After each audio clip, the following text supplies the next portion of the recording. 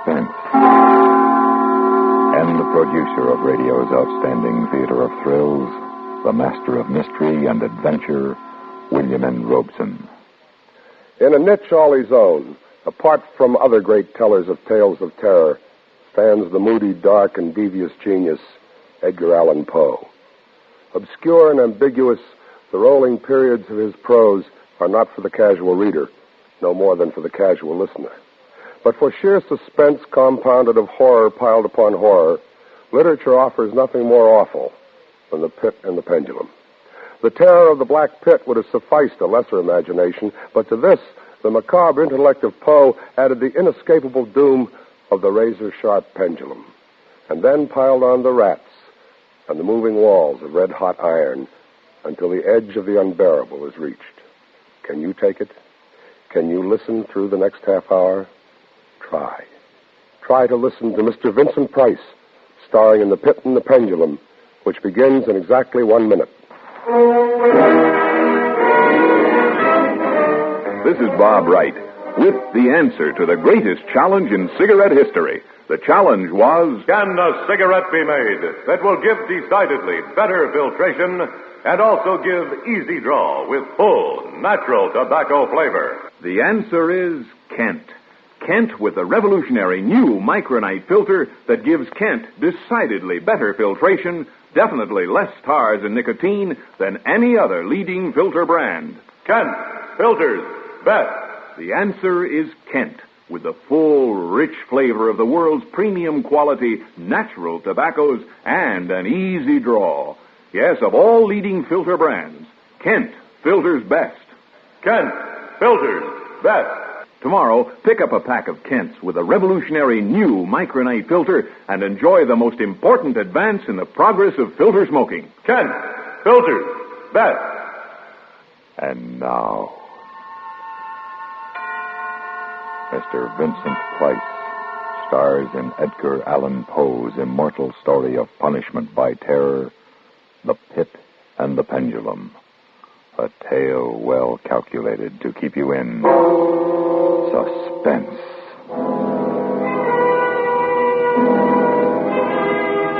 I was sick unto death with that long agony. And when at length they unbound me and I was permitted to sit, I felt that my senses were leaving me. The sound of the inquisitorial voices seemed merged in one dreamy, indeterminate hum, from which emerged the syllables of my name. Captain Jean d'Albret. Good fathers, gentlemen. We hear you, my son. Even now I have no knowledge of where I am or to whom I may be speaking. You're speaking to me, my son. I am Fra Pedro d'Espia, prior of the Dominicans of Segovia, and Grand Inquisitor for all Spain. This, then, is the court of the Inquisition? It is. But I am a French officer. That is true. A soldier and creature of the arch-fiend, the Antichrist, Napoleon Bonaparte, who even now is at the gates of Madrid, while his General LaSalle menaces our city of Toledo itself. Nonetheless, I am a prisoner of war. By what right do you try me in this court? Let the clerk read the charges against the prisoner. Item, that on the 4th day of September, in the year of our Lord, 1808, the said Captain Jean d'Albret did wed and espouse that most noble lady, the Doña Beatriz Valdez, niece and ward of the illustrious... 1 moment. Excellency?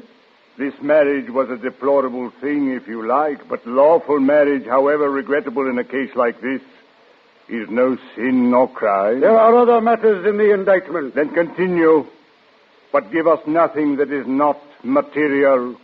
Item, that on the 12th of October, 1808, the said Jean d'Albret, being in command of a battery of light artillery, did direct the fire of his guns against the holy church of Santa Marta the Innocent, and thereby, of his wicked malice, destroyed that church utterly. Captain d'Albret, is this charge true? Yes. You admit it. Good father, the church blew up, did it not? Would you boast of your sin, young man? It blew up because it was stored with kegs of gunpowder for your army. I had every right to fire on it. And that is all the defense you have to make? I tell you, I had every right to fire on it by military law. Is military law above God's law? I don't know. I did my duty. Long live the Emperor! Captain Dalbray, mark what I say. No man, however great his heresy, is condemned to be burnt in the fire if he first recant and acknowledge the error of his ways. Do you so? I cannot. I was under orders. I obeyed them. Then, Jean Dalbray, there can be no mercy, no pity, since there is no atonement. The sentence of this court, therefore, is... I had swooned in terror, yet I will not say that all of consciousness was lost. In the deepest slumber, no. In delirium, no. In a swoon, no. In death, no.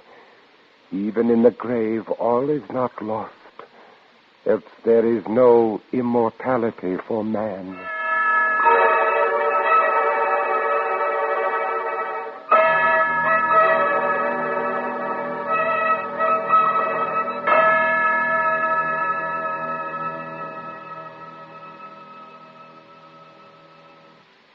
In a moment, we continue with the second act of Suspense. But first, some big news. Bone to Pontiac, the bone to Pontiac, the bone to Pontiac is here.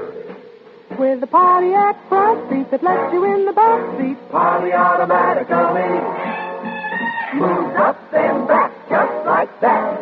Pontiac automatically. A portable radio that pulls right out and plays all alone. When you plug it back in, it's a car radio, high fidelity too. What a nice tone. Set your speed on the new speedometer, Pontiac automatically. If you go too fast, a buzzer goes buzz. Pontiac automatically. More good reasons you love the brand new Pontiac. Pontiac automatically. The bold new Pontiac is here. And now, Mr. Vincent Price in The Pit and the Pendulum by Edgar Allan Poe.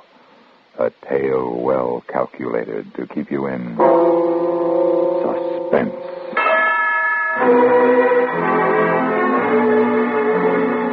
No, even in the grave, all is not lost.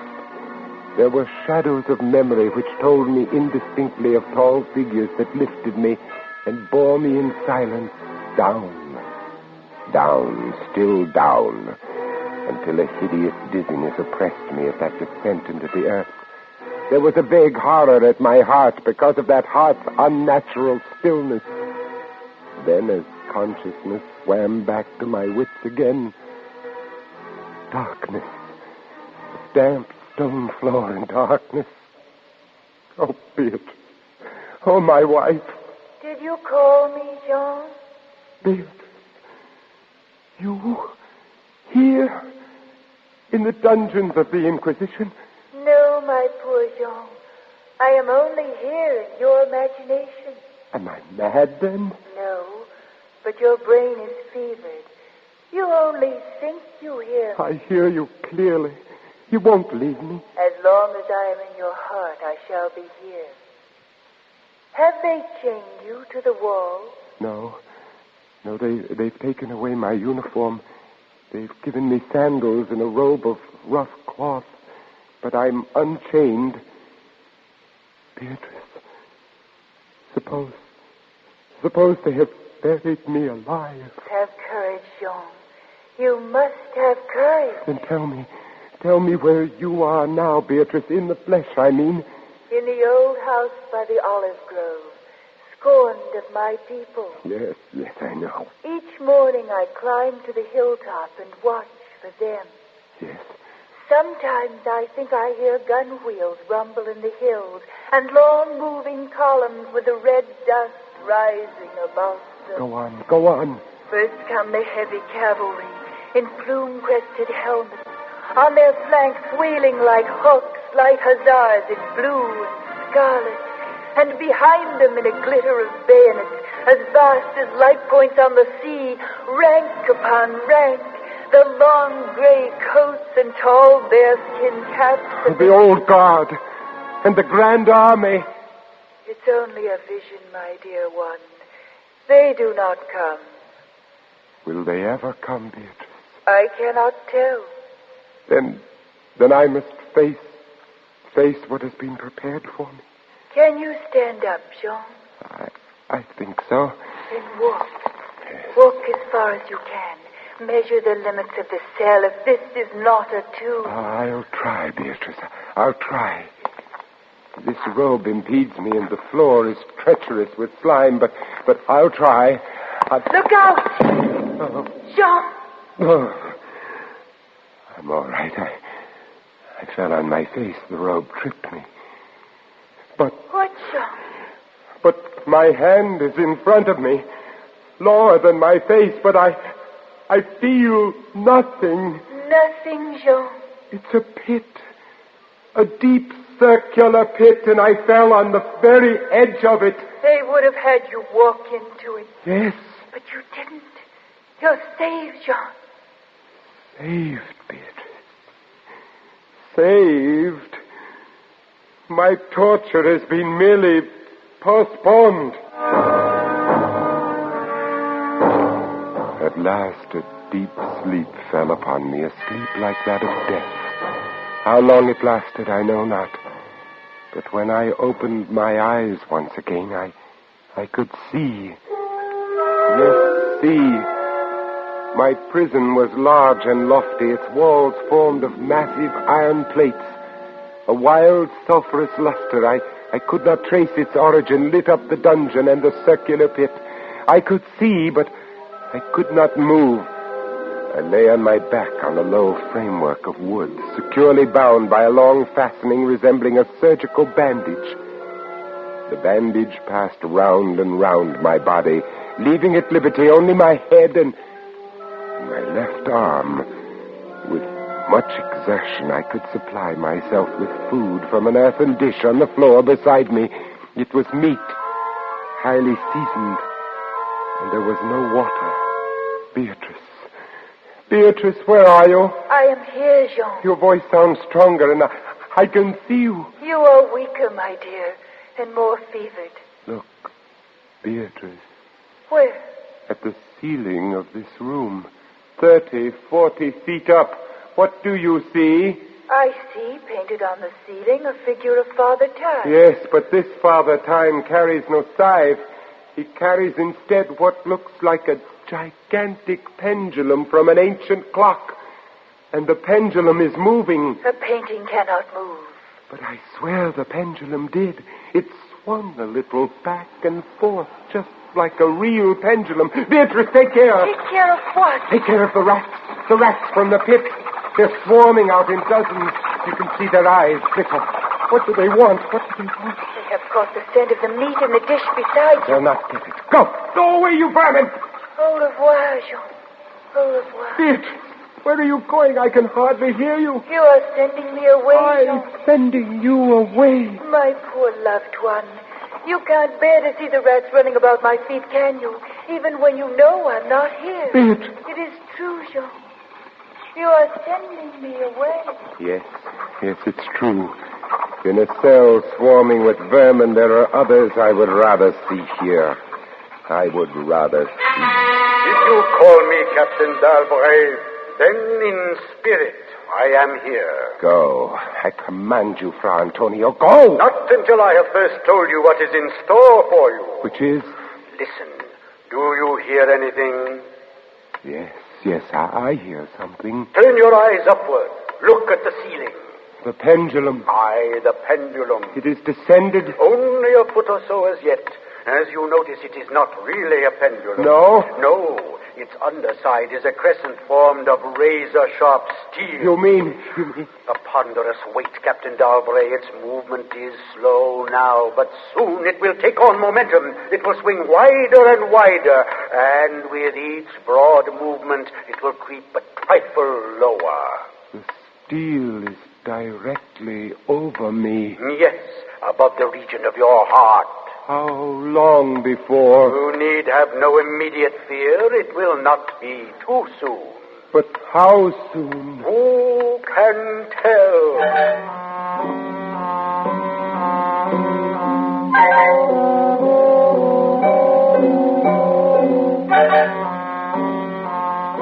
Minutes, hours, days.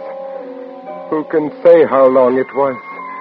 It might have been many days before that hideous blade swept so closely as to fan me with its acrid breath. Down. Still unceasingly, still inevitably down. The sharp steel flashed past within 3 inches of my chest. And then, only then, Beatrice. I hear you calling, Jean.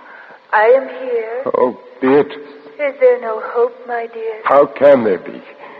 10, 12 more vibrations, and it will fray the threads of my robe, only lightly as a razor in a delicate hand. There will be many sweeps down before it bites deep. I can't escape it, and yet... And yet, if only I could use my wit. You kept me away from you, Jean. You locked me out of your thoughts. If I am here only in your thoughts, why should I fear the rats? The rats? The rats? Do they still swarm here? Across the floor and over the meat platter. Yes. They have taken nearly all your food. Yes, they are ravenous. They have sharp teeth. The meat is oily and spiced. If I take what remains of it... Scatter, you vermin! Rub that meat on the bandages that hold me here. Jean, try. It may be too late. If I move my body of a fraction of an inch up, Try it, I tell you, try. Can I stand those rats crawling across me? Can the flesh bear it? Oh, one of them has leaped on the wooden framework. Another follows. They are gnawing at the bandage. 7, 8 more sweeps of the pendulum. Does the bandage give way? Lie still, Jean, lie still. 10, a dozen rats now. Is death, I wonder, worse than this disgust? A dozen sharp knives could do no better. The bandage has loosened to ribbons. If you move sideways, carefully, and drop to the floor. Beatrice, I can't move. My arms and legs are numb. There is no power to... afraid your robe a minute more will be too late. Try. Then with all the strength that is in me and the hatred I bear my enemies. You're free. Yes, the second time I'm free. See, Jean, the pendulum stops. They are drawing it back up through the roof. Each move I make is watched. You never doubted that? No. Yet with all they could do to you, they have failed twice. They will not fail a third time, my dear. What do you hear? A groaning, a grinding as of metal. It is only the cogwheels of the pendulum. I think not, Beatrice. Why not? It seems to come from behind these iron-plated walls. It seems to shake the dungeon as a mill wheel might shake it. Stand up, my poor Jean. Get up off your knees. I can't endure any more. Don't you sense even now the odor of the heated iron? Heated iron? Yes, the walls are beginning to glow red. Oh, Beatrice, I have been much humbled, but I won't have you see me in tears. I order you to go. Jean, in the name of heaven. Yes, in the name of heaven, go.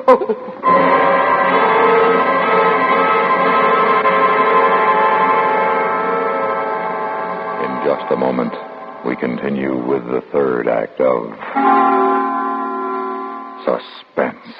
More families, far more families, use X-Lax than any other laxative.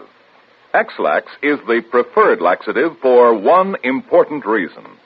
X-Lax helps you toward your normal regularity, gently, overnight. Today, many doctors recommend trusted X-Lax for youngsters as well as grown-ups. That's because X-Lax gives you the relief you want. the gentle way that nature wants, without upset. When you take chocolated X-Lax at night, it does not disturb your sleep.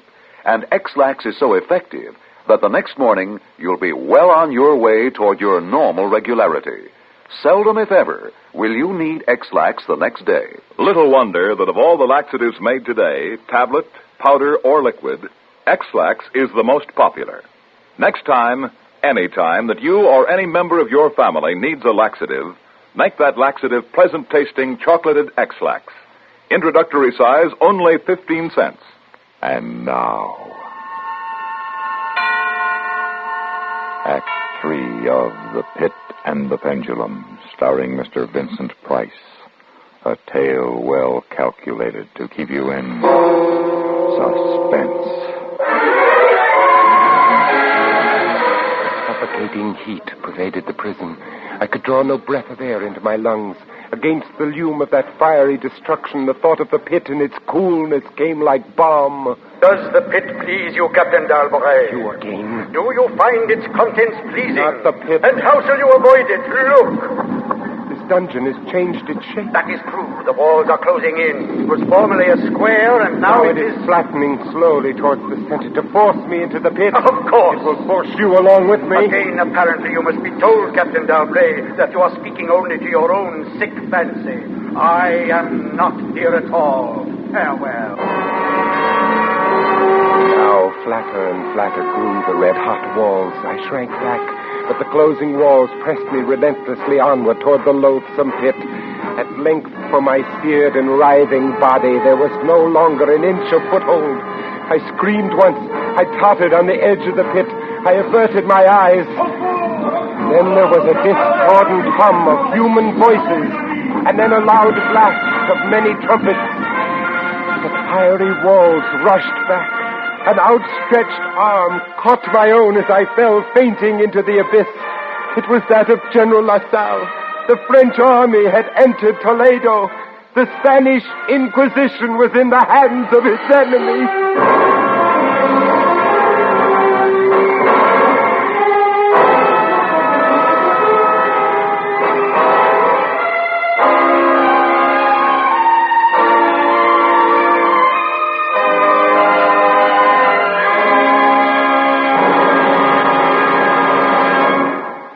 Suspense, in which Mr. Vincent Price starred in William N. Robson's production of The Pit and the Pendulum by Edgar Allan Poe, adapted for Suspense by John Dixon Carr. In a moment, the names of tonight's supporting players and a word about next week's story of Suspense. Here's good news for everyone who appreciates fine music. Heinz Soups offer you the LP Record Bargain of the Year, the best of 57 in classical music by famous RCA Victor. It's a genuine Red Seal LP of $3.98 quality, yet it costs you just $1 in cash and 4 labels from any of Heinz condensed soups. That's right, just a $1 bill and 4 Heinz soup labels. Think of it, 43 minutes of the world's great music, highlights from 8 RCA Victor albums, performed by famous orchestras directed by Morton Gould, Arthur Fiedler, Fritz Reiner, and others. Here's the only way you can get this wonderful 12-inch record. Send a $1 bill and 4 Heinz soup labels to Best of 57, Box 57, Rockaway, New Jersey. I repeat, Best of 57, Box 57, Rockaway, New Jersey. Send for yours right away. Supporting Mr. Price in The Pit and the Pendulum were Ellen Morgan, Jay Novello, Ben Wright, and John Hoyt. Listen. Listen again next week when we return with another tale well calculated to keep you in suspense.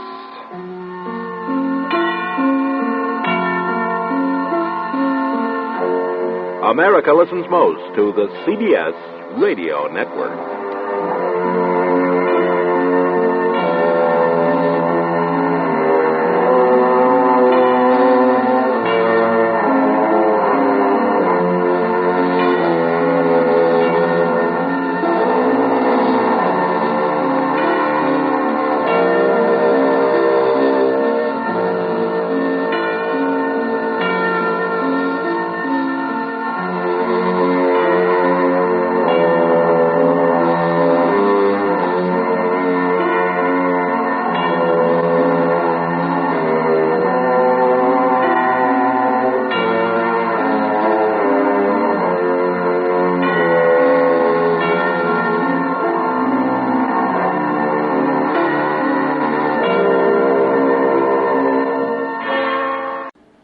Would you like a shout out?